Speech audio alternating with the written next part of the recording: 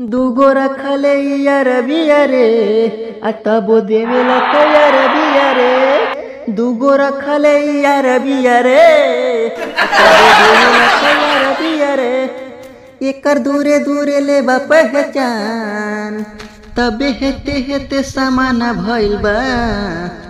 बाकी बड़ी होशियार बिया रे तबो देवेला तैयार बिया रे। दूगो रखले यार बिया रे तबो देवेला तैयार बिया रे। एगो के देहल हा कान के बहली, एगो के देहल हा ओठ के लहली। आँख मारी के पागल बनवातिया, ई जवानी के मजा उठावतिया।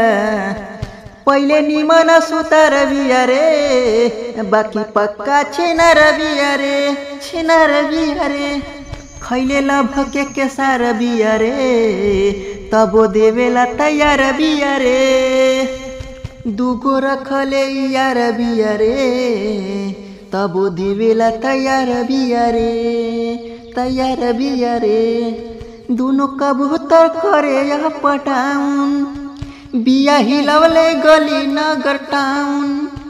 टिंकू से मिले रोजे अकेला, कैले आजादवो बखूबे ई खेला। ई दूधार तलवार बिया रे कैले कई गो बाजार बिया रे। नरेंद्र के शिकार बिया रे तबो देवेला तैयार बिया रे।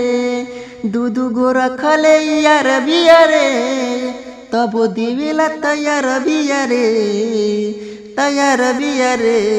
पक्का छिनार बिया रे एके जल्दी रहरी में ले जो, मोर बड़का भाई हवे रे। ओ हेलो राघन जी, इधर आइए ना। गोविंद भैया भेजिए ना थोड़ा।